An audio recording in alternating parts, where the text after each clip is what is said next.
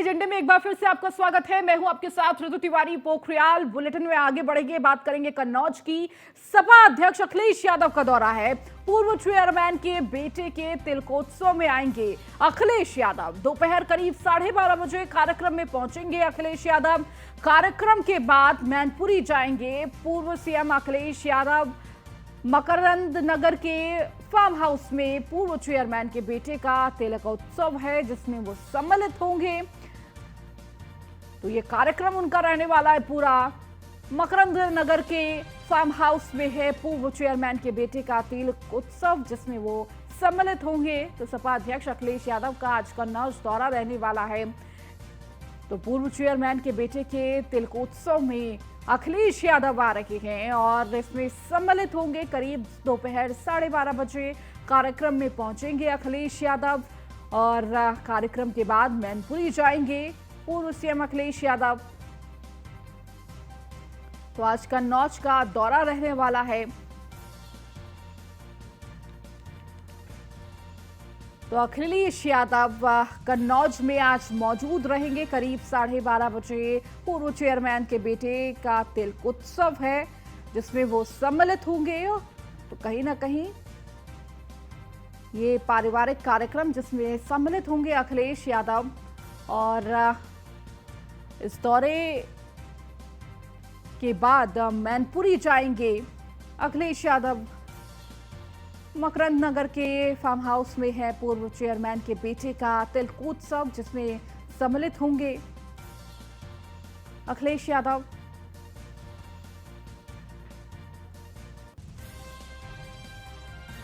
तो दोपहर 12:30 बजे का वक्त तय हुआ है जब अखिलेश यादव इस पूरे कार्यक्रम में सम्मिलित होंगे। और अधिक जानकारी के साथ हमारे संवाददाता राहुल कुमार हमारे साथ जुड़ चुके हैं। राहुल, आज कन्नौज पहुंच रहे हैं अखिलेश यादव, क्या कुछ उनका पूरा कार्यक्रम रहने वाला है? जी बिल्कुल, देखिए जैसे बता दें, आज पूर्व चेयरमैन के पुत्र के तिलक उत्सव में पहुंचेंगे अखिलेश यादव। वहीं वह दोपहर लगभग 12:30 बजे कन्नौज पहुंचेंगे। इससे पूर्व वह पार्टी कार्यालय में भी जाने की, जो कि कार्यकर्ताओं द्वारा और जिलाध्यक्ष द्वारा बताया जा रहा है कि वह अपने कार्यालय पहुंचेंगे। इस दौरान वह कुछ कार्यकर्ताओं के साथ अहम बैठक भी करेंगे। साथ ही नगर निकाय चुनाव को लेकर भी वह दिशा निर्देश देंगे, जिसके बाद वह पूर्व चेयरमैन के बेटे के तिलक उत्सव में शामिल होंगे। जी बिल्कुल राहुल, इसके अलावा कितने घंटे का ये पूरा कार्यक्रम रहने वाला है? चूंकि आज कन्नौज पहुंच रहे हैं अखिलेश, तो कहीं ना कहीं कार्यकर्ताओं में उत्साह भी देखने को मिलेगा और आगे आने वाले चुनावों को लेकर पहले से ही रणनीति क्या कुछ होनी चाहिए, उसकी भी तैयारियां चल रही होंगी। निधन होने के बाद आज वह फर्स्ट टाइम कन्नौज पहुंचेंगे। वहीं कार्यकर्ताओं के साथ बैठक भी करेंगे। हालांकि यह पूरी बैठक और जो उनकी प्रोग्राम बना हुआ है लगभग 5 से 6 घंटे का बीच का है। वहीं वह 1 घंटे में पूर्व चेयरमैन के यहाँ पर पहुंचेंगे, जहां पर वह तिलक उत्सव में शामिल होंगे। उससे पूर्व जो 5 घंटे का वक्त होगा वह कहीं ना कहीं कार्यकर्ताओं के बीच रहेगा और चुनाव की रणनीति तय करेंगे। साथ ही वह हर संभव, जैसे कि उनकी पत्नी डिंपल यादव जो कि मैनपुरी से इस समय चुनाव लड़ रही हैं, उसको लेकर भी रणनीति बनाएंगे कि किस तरह उन्हें जिताना है। क्योंकि अब उनके विपक्ष में जो कि सांसद सुब्रत पाठक को बीजेपी ने अब उतारा है और उन्हें जिम्मेदारी भी सौंपी है कि जो मैनपुरी की सीट है वह सांसद सुब्रत पाठक को किसी तरह से उसको जिताना है। वहीं अब सांसद को जिताने को लेकर जब यह तैयारी चल रही है, तो अखिलेश यादव भी अपनी रणनीति बनाएंगे कि किस तरह डिंपल यादव को मैनपुरी से की सीट से उन्हें विजय बनाया जाए। इसको लेकर अपने कार्यकर्ताओं व वरिष्ठ जो नेता हैं उनसे बात करेंगे और जो मैनपुरी की सीट है किस तरह उन्हें अपने हाथ में करनी है, इसको लेकर भी चर्चा करेंगे। जी ठीक है राहुल, बहुत बहुत शुक्रिया जानकारी को देने के लिए। और इस बीच बड़ी खबर आपको दे दी, सहारनपुर में इनकम टैक्स की बड़ी रेड चल रही है। सीए समेत 3 बड़े कारोबारियों के घर यह रेड चल रही है। दस्तावेज खंगाल रही इनकम टैक्स की टीम, बड़े पैमाने पर थी। टैक्स चोरी की सूचना बड़े पैमाने पर मिली है, जिसके बाद इनकम टैक्स की टीम सीए समेत 3 बड़े कारोबारियों के घर पहुंची हुई है रेड डालने। तो दस्तावेज खंगाल रही है इनकम टैक्स की टीम। तो इनकम टैक्स को इनपुट मिला था, जिसके बाद ये पूरी बड़ी कार्रवाई इस वक्त की जा रही है। बड़े पैमाने पर टैक्स चोरी का जिक्र किया जा रहा है। सहारनपुर की यह बड़ी खबर आपको दे रहे हैं, जहां इनकम टैक्स की टीम सीए समेत 3 बड़े कारोबारियों के घर पहुंची हुई है और इस वक्त इनकम टैक्स की रेड उनके घरों पर चल रही है। तो बड़े पैमाने पर टैक्स चोरी का जिक्र किया जा रहा है कि बड़े पैमाने पर टैक्स चोरी हुई है और इसकी सूचना इनकम टैक्स में मिली, जिसके बाद ये पूरी कार्रवाई की जा रही है। और ज्यादा जानकारी के साथ मनोज कुमार हमारे साथ जुड़ चुके हैं सहारनपुर से। मनोज, क्या कुछ जानकारी है इस पूरी रेड को लेकर? जी मैं बताऊंगा। सहारनपुर में जब सुबह 5 बजे ही इनकम टैक्स की जो टीम में थी, लगभग 200 अधिकारी बताए जा रहे हैं इस टीम में, और सहारनपुर में एक साथ 20 से ज्यादा लोगों के यहाँ छापे सर्वे का काम चल रहा है, जिसमें एक जो अभी नाम निकल के आया है, यहाँ लक्ष्मी नगर में मेहता बंधु हैं, जिनका जो राजेश मेहता और मुकेश मेहता दोनों भाई हैं, ये शहद व्यापारी हैं यहाँ के बड़े, और ये पतंजलि में और डाबर में भी शहद की सप्लाई करते हैं। इनके ऊपर गड़बड़ी का, टैक्स चोरी का मामला सामने आया है। इसी तरह से कई सहारनपुर के चार्टर्ड अकाउंटेंट भी हैं जो बड़े पैमाने पर बड़े बड़े उद्योगपति हैं, उनके अकाउंट्स वगैरह देखते हैं, और उनके यहाँ भी छापेमारी करके साथ उनके जो फाइलें वगैरह दस्तावेज सब खंगाले जा रहे हैं। जी मनोज, इसके साथ ही साथ कितनी टीम आई है इनकम टैक्स की, कितनी बड़ी ये पूरी टीम बताई जा रही है? क्योंकि कहा जा रहा है कि बड़े पैमाने पर ये पूरी इनकम टैक्स की चोरी है, चूंकि 3 से ज्यादा लोगों के घरों में ये टैक्स चोरी का मामला सामने आया है, तो कहीं ना कहीं एक बड़ी टीम पहुंची होगी। बिल्कुल 200 से ज्यादा अधिकारी बताए जा रहे हैं, जिसमें 2 दर्जन टीमें बनाई गई हैं, और सब लोगों ने सहारनपुर में एक साथ, सहारनपुर के शहर में कई पॉश कॉलोनियां हैं, वहां पर एक कस्बा गागलेड़ी और समेत कई जगह हैं जहां पे एक साथ छापेमारी की कार्रवाई चल रही है, जिसमें रात ही संभवतः बताया जा रहा है कि पुलिस सारी टीमें रात ही आ गई थी और यहाँ रुक गई थी, और अर्ली मॉर्निंग यहाँ के लोकल पुलिस को साथ लेकर और छापेमारी शुरू कर दी। सबको सोते हुए ही सुबह इन्होंने डोरबेल बजाकर जगाया है, छापेमारी शुरू कर दी गई है। बिल्कुल मनोज, और देखिए सुबह का आप जिक्र कर रहे हैं कि सुबह से ही ये पूरी छापेमारी चल रही है और कहीं ना कहीं काफी घंटे बीत चुके हैं। अभी कितनी देर और ये पूरी रेड चलने वाली है, और क्या कुछ अभी अहम इनपुट मिल रहा है वहां से कि कितनी जानकारी जिस हिसाब से दी जा रही है, क्या उतने दस्तावेज क्या इनकम टैक्स वालों को मिल चुके हैं, किस तरह की जानकारी मिल रही है मनोज?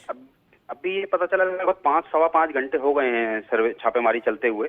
अभी जो टीमें हैं दस्तावेज ही खंगाल रही है। अभी नकदी के बारे में कुछ अंदर से इनपुट निकल के नहीं आया कि किसी के यहाँ से मोटा कैश भी मिला है। जो टीमों के साथ टीम गाड़ियां हैं बाहर, उनके जो ड्राइवर हैं कुछ लोग, उनसे जो बात हुई, उनको वो बिल्कुल आराम की मुद्रा में बैठे हुए। उनका मानना है कि शाम तक हो सकता है, शाम तक ये रेट चले, तसल्ली पक्ष काम चल रहा है।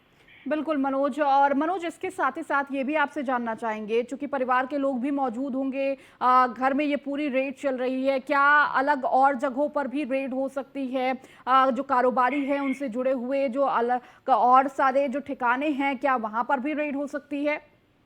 बिल्कुल, जो जैसे मैं बताऊं, मेहता बंधु हैं, इनके घर पर रेड चल रही है। साथ ही पुलिस इनकम टैक्स की एक टीम है, इसके परिवार के जो 2-1 लोग हैं, उन्हें लेकर इनके गोदाम पे पहुंची है। गोदाम पर भी दस्तावेज खंगाले जा रहे हैं। इसी तरह से गागालेड़ी में भी रेड चल रही है, और शहर के मिशन कंपाउंड में भी अभी पता चला है जस्ट अभी कि मिशन कंपाउंड में भी एक टीम पहुंच चुकी है। सहारनपुर की पॉश कॉलोनी है मिशन कंपाउंड, यहाँ बड़े बड़े उद्योगपति रहते हैं, और वहां भी टीम पहुंच चुकी है। और एक पहलू पर बताते हैं कि पूरी पुख्ता इनपुट के साथ टीम ने यहाँ छापेमारी शुरू की है, और संभवतः शाम तक कुछ बड़ी जानकारी निकल के आएगी। बिल्कुल मनोज, एक बड़ी जानकारी, क्योंकि एक बड़े इनकम टैक्स चोरी की बात का जिक्र किया जा रहा है। मनोज, इसके साथ ही साथ क्या अभी तक अधिकारियों की तरफ से कुछ जानकारी दी गई है या स्थानीय पुलिस की तरफ से कोई जानकारी दी गई है? तो उनको कहना है कि हमें कुछ नहीं पता, हमें तो सिर्फ वहाँ सुरक्षा के हिसाब से ले लिया गया है, और इसको लेकर पुलिस हर गली मोहल्ले में खड़ी है जहाँ जहाँ छापेमारी चल रही है। जो एक कौतूहल का विषय बना हुआ, आस पड़ोस के लोग भी घरों से नहीं निकल रहे हैं, उनसे भी हमने पूछने की कोशिश की, लेकिन वो भी उनको भी कुछ जानकारी में नहीं है। उनका भी कह रहे हैं जब सुबह सो के उठे तो देखे सब इनके घर के बाहर बड़ी बड़ी गाड़ियां खड़ी हैं, इनोवा, और पुलिस लगी है, और पता करने पर पता चला कि अंदर इनकम टैक्स की रेड चल रही है। ठीक है मनोज, बहुत बहुत शुक्रिया इन सभी जानकारियों को देने के लिए। और इस बीच ग्रेटर नोएडा से बड़ी खबर आ रही है। आपको बता दें कि ग्रेटर नोएडा से इस वक्त की बड़ी खबर आपको दे दें।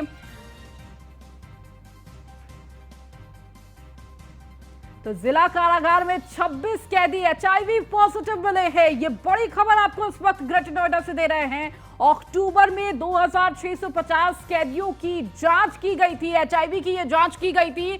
जिला कारागार में बंद थे सभी कैदी और इस दौरान कई कैदी बड़ी संख्या में एचआईवी पॉजिटिव मिले हैं। तो सभी कैदियों का जिला अस्पताल में इलाज चल रहा है। तो ग्रेटर नोएडा से इस वक्त की बड़ी खबर आपको दे रहे हैं। जिला कारागार में एक बड़ी संख्या में एचआईवी पॉजिटिव पाए गए हैं कैदी। करीब 26 ऐसे कैदी हैं जो एचआईवी पॉजिटिव पाए गए हैं। अक्टूबर में 2650 कैदियों की जांच हुई थी, जिसमें से 26 कैदी एचआईवी पॉजिटिव पाए गए हैं। हालांकि अब इनका अस्पताल में इलाज चल रहा है। तो सभी कैदियों का जिला अस्पताल में इलाज चलाया जा रहा है। तो इस वक्त ग्रेटर नोएडा से आपको बड़ी खबर दे रहे हैं।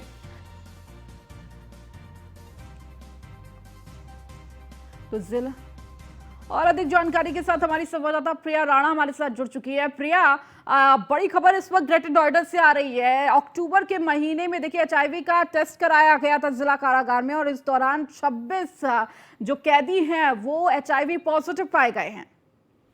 जी बिल्कुल, देखिए ग्रेटर नोएडा से इस वक्त की बड़ी खबर है, जहां पर जिला कारागार में 26 कैदी जो है एचआईवी पॉजिटिव मिले हैं। आपको बताना चाहेंगे कि अक्टूबर में 2650 कैदियों की जांच कराई गई थी, जो जिला कार में बंद थे सभी कैदी। अब देखिए कैदियों में वहां पर हड़कंप मच चुका है। सभी कैदियों का हालांकि जिला अस्पताल में अभी इलाज चल रहा है और एक बार फिर से दोबारा से जांच कराने की भी बात कही जा रही है। अब देखना होगा कि देखिए इतनी ज्यादा संख्या में एचआईवी पॉजिटिव पाना अपने आप में बहुत बड़ी बात है। हालांकि जिला अस्पताल में सभी कैदियों का इलाज चल रहा है। अभी दोबारा जब जांच होगी तो हो सकता है कुछ और कैदी भी वहां पर पॉजिटिव पाए जाए, क्योंकि देखिए अक्टूबर में जांच हुई थी, उसके बाद और भी कैदी वहां पर पहुंचे हैं। तो अब दोबारा से जांच होगी तो शायद एक बार फिर से जो है इसका आंकड़ा बढ़ता हुआ नजर आ सकता है। जी बिल्कुल प्रिया, देखिए आंकड़ा बढ़ता हुआ नजर आ सकता है। जिस हिसाब से जांच की गई शायद इसकी उम्मीद भी नहीं थी कि इतनी बड़ी संख्या में कैदी जो है वो एचआईवी पॉजिटिव निकलेंगे। अधिकारियों की तरफ से प्रिया क्या कुछ जानकारी दी गई है इस पूरे मामले को लेकर? जी बिल्कुल, देखिए अधिकारियों की तरफ से यही कहा गया है कि अक्टूबर में ये जांच कराई गई थी। 2650 कैदी तक थे, लेकिन देखिए अगर हम बात करें तो अब नवंबर का एंड चल रहा है। तो अधिकारियों को जब इस चीज की पुष्टि हुई तो उन्होंने देखिए जो अस्पताल में सभी को एडमिट कराया, जहां पर इलाज चल रहा है और एक बार दोबारा से जांच कराए जाने की बात चल रही है, क्योंकि देखिए अब नवम्बर का महीना है और भी कैदी वहां पर पहुंचे हैं। तो आगे और ज्यादा ना फैले, जिसको लेकर अब प्रशासन दोबारा से जांच कराएगा उन कैदियों की और देखना होगा कि अब आगे क्या और नया तरीका निकलेगा। क्योंकि देखिए जिस तरीके से कैदी लगातार एचआईवी पॉजिटिव मिल रहे हैं, अब गौतम बुद्ध नगर की और इससे पहले गाजियाबाद में भी एचआईवी पॉजिटिव मिले, तो देखिए लगातार संख्या बढ़ रही है, जिसको लेकर प्रशासन अलर्ट है। जिला अस्पताल में सभी का इलाज चल रहा है और दोबारा से एक बार जाँच भी कराई जाएगी, जिससे की स्थिति साफ हो सके। जी ठीक है प्रिया, बहुत बहुत शुक्रिया जानकारी देने के लिए। बढ़ेंगे आगे। वीडियो मॉनिटरिंग से गिने जाएंगे यात्री। रोडवेज बसों की यात्रियों की वीडियो मॉनिटरिंग से होगी गिनती।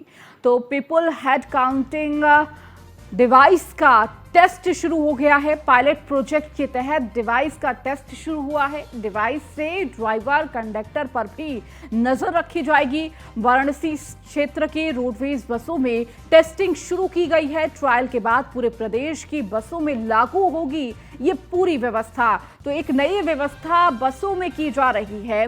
तो डिवाइस से ड्राइवर कंडक्टर पर भी नजर रखी जाएगी। इसके साथ ही साथ जो यात्री बस में चढ़ रहे हैं, जिन यात्रियों का आवागमन हो रहा है, उनकी भी जानकारी काउंटिंग जो है वो इसके द्वारा की जाएगी। तो ट्रायल अभी किया जा रहा है। वाराणसी में ट्रायल चल रहा है और ट्रायल अगर सफल होता है तो पूरे प्रदेश में बस अड्डों पर इसे लागू किया जाएगा।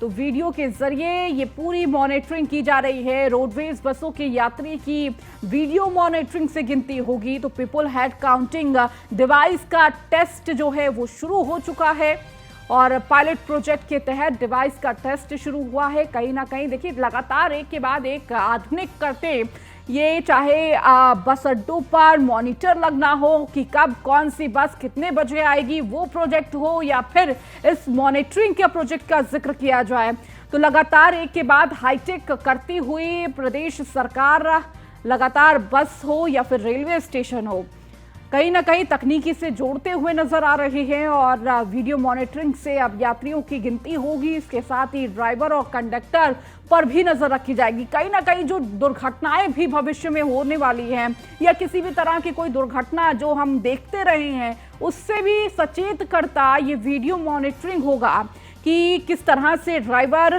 जो चालक है वो किस तरह से बस चला रहा है, कंडक्टर अपनी किस तरह से ड्यूटी पूरी कर रहा है। इसके साथ ही देखिए सुरक्षा का लिहाज भी एक बेहतर तरीका है ये वीडियो मॉनिटरिंग। और इसके साथ ही जिस तरह से यात्रियों का आवागमन होगा, कौन से यात्री बैठते हैं, कौन से उतरते हैं, इस तरह की भी जानकारी, कितने यात्री बैठते हैं, इसकी गिनती भी लगातार की जाएगी। तो वाराणसी में इसका ट्रायल हो रहा है और अगर ये ट्रायल सफल होता है तो पूरे प्रदेश में इसे लागू किया जाएगा। वहीं डिप्टी सीएम केशव प्रसाद मौर्य का ट्वीट सामने आया है। सपा को गलतफहमी है यूपी में कोई उनका गढ़ है, तो भूल गए अब हर जगह कमल के फूल की पकड़ है। ये ट्वीट किया है तो गुंडों, अपराधियों, दंगाइयों से मुक्ति का अवसर है। केशव प्रसाद मौर्य डिप्टी सीएम है, उन्होंने अपने ट्विटर हैंडल से, ऑफिशियल ट्विटर हैंडल से ये ट्वीट किया है और कहीं ना कहीं सपा पर निशाना साधते हुए सीधे तौर पर नजर आए हैं। उन्होंने कहा है कि वो भूल गए हैं कि उत्तर प्रदेश में कोई सपा का गढ़ है, क्योंकि अगर आप नजर डालें तो हर जगह कमल खिल चुका है और इसी को लेकर उन्होंने ये ट्वीट और सपा पर तंज कसते हुए नजर आए हैं डिप्टी सीएम केशव प्रसाद मौर्य। तो सपा को गलतफहमी है यूपी में कोई गढ़ है, भूल गए।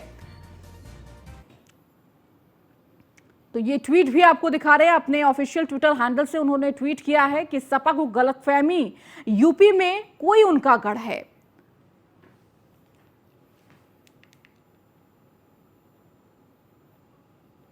बढ़ेंगे आगे, आज मैनपुरी जाएंगे बीजेपी प्रदेश अध्यक्ष भूपेंद्र चौधरी। किशनी और भोगांव के बूथ अध्यक्षों के सम्मेलन में शामिल होंगे। तो वहीं 2-15 पर माया रिजॉर्ट करहल में ये बूथ अध्यक्ष सम्मेलन रखा गया है। तो जब से प्रदेश की कमान भूपेंद्र चौधरी को दी गई है, लगातार एक के बाद एक दौरे करते हुए नजर आ रहे हैं और हर जगह संगठन को जिला स्तर हो, क्षेत्र स्तर हो या फिर बूथ स्तर हो, किस तरह मजबूती लाई जाए इसकी लगातार कोशिश में जुटे हुए हैं। और चूंकि आगे आने वाले चुनावों को लेकर भी लगातार ये पूरा जो प्रचार है, ये पूरा जो दौरा है वो देखा जा रहा है, क्योंकि आगे निकाय चुनाव है, इसके बाद 2024 चुनाव है और इसको अभी से बीजेपी लगातार मोर्चे पर उतर चुकी है और मोर्चा संभालते भूपेंद्र चौधरी नजर आ रहे हैं। आज कई कार्यक्रम उनके मैनपुरी में रहने वाले हैं, जिसमें से सबसे महत्वपूर्ण कार्यक्रम जो है बूथ अध्यक्षों का सम्मेलन है, जिसमें सम्मिलित होंगे भूपेंद्र चौधरी। वहीं मुजफ्फरनगर से अब खबर आ रही है, जहां पूर्व विधायक विक्रम सैनी को बड़ा झटका लगा है। सजा पर रोक लगाने की मांग वाली याचिका को हाईकोर्ट ने खारिज कर दिया। निचली अदालत के फैसले पर रोक की मांग की थी, लेकिन हाईकोर्ट ने विक्रम सैनी की याचिका को खारिज कर दिया है।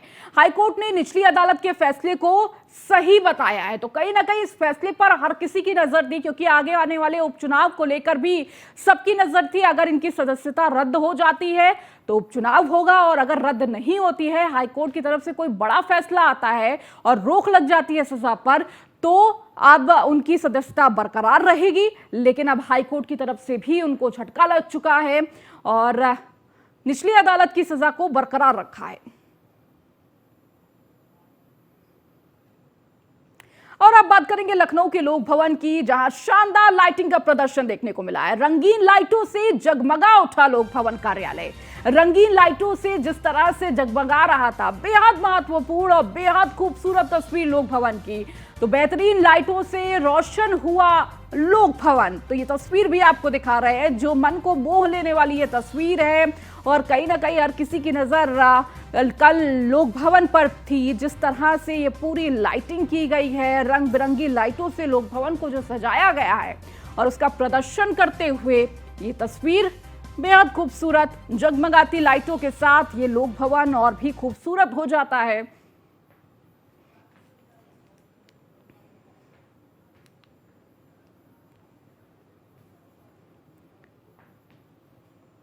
तो रंगीन लाइटों से इस वक्त जगमगा रहा है लोक भवन का कार्यालय और बेहतरीन लाइटों से रोशन हुआ ये लोक भवन।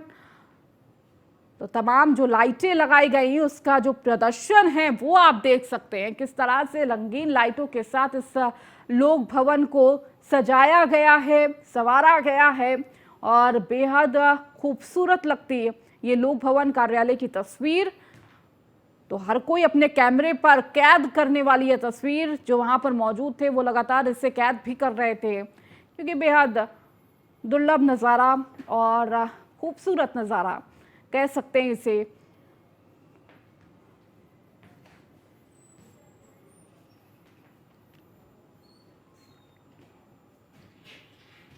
और अब खबर बस्ती से, जहां पर रिश्वत लेते हुए जेई गिरफ्तार हुआ है। तो रंगे हाथों रिश्वत लेते हुए जेई की गिरफ्तारी हुई है। बस्ती से ये खबर दे रहे हैं आपको, जहां रिश्वत लेते हुए जेई की गिरफ्तारी हुई है। एंटी करप्शन की टीम ने गिरफ्तार किया है जेई को।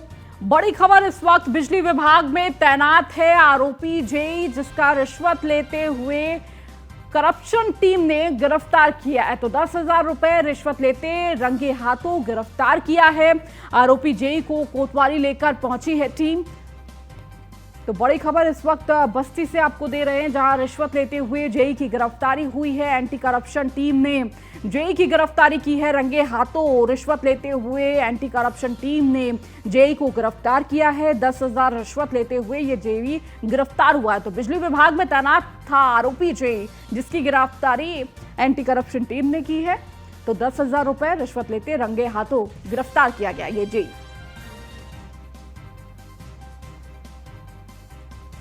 एंटी करप्शन टीम ने ये पूरी कार्रवाई की है और इस आरोपी जेई को गिरफ्तार किया है। तो बिजली विभाग में तैनाती थी, 10,000 का रिश्वत लेते हुए रंगे हाथों गिरफ्तारी हुई है आरोपी जेई की। तो कोतवाली लेकर टीम पहुंची हुई है। तो एंटी करप्शन टीम की तरफ से ये पूरी कार्रवाई की जा रही है।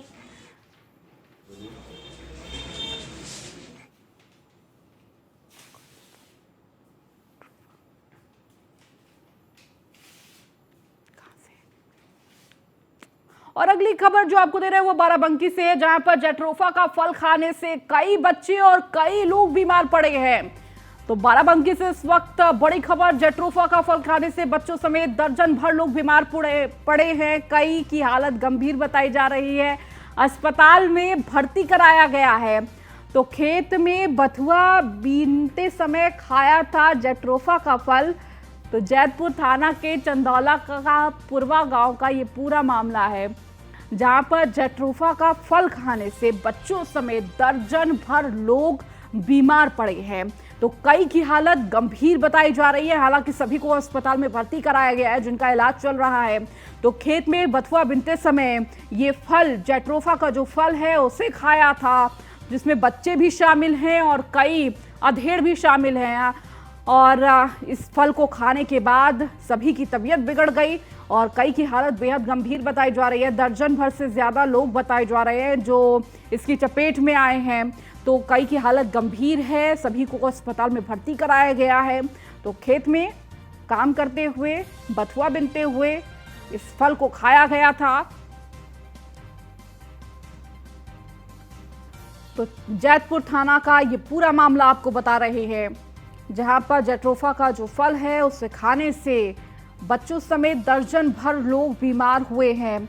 तो कई की हालत इसमें गंभीर बताई जा रही है। तो सभी को गंभीर हालत में अस्पताल में भर्ती कराया गया है, जहां उनका इलाज चल रहा है। तो जेट्रोफा का फल बताया जा रहा है, जब खेतों में काम कर रहे थे, बथुआ बिन रहे थे और उसी वक्त उन्होंने ये फल खाया।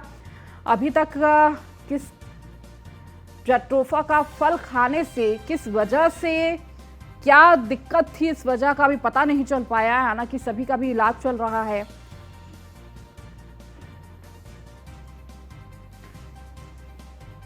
तो बाराबंकी से इस वक्त बड़ी खबर आपको दे रहे हैं, चंदौला का पुरवा गांव का ये पूरा मामला है।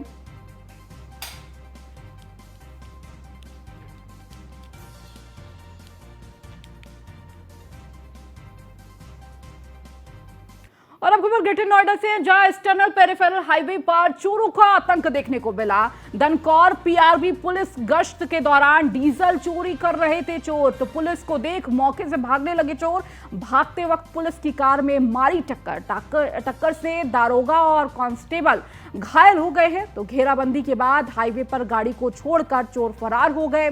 ग्रेटर नोएडा के पेरिफेरल हाईवे दनकौरा थाना क्षेत्र का ये पूरा मामला आपको बता रहे हैं, जहां टक्कर से दारोगा और कांस्टेबल घायल हो गए हैं। जब पुलिस की गाड़ी देखी उस वक्त चोर भागने लग गए और इस दौरान जब पुलिस ने उनका पीछा किया, इस दौरान पुलिस की गाड़ी को टक्कर मारकर ये चोर भागते हुए नजर आए। हालांकि घेराबंदी की गई, लेकिन उसके बावजूद गाड़ी छोड़कर ये चोर भाग निकले। तो एक्सटर्नल पेरिफेरल हाईवे का ये पूरा मामला है। चलिए 10 के एजेंडे में मेरे साथ फिलहाल इतना ही। बने रहिए न्यूज़ 1 इंडिया के साथ।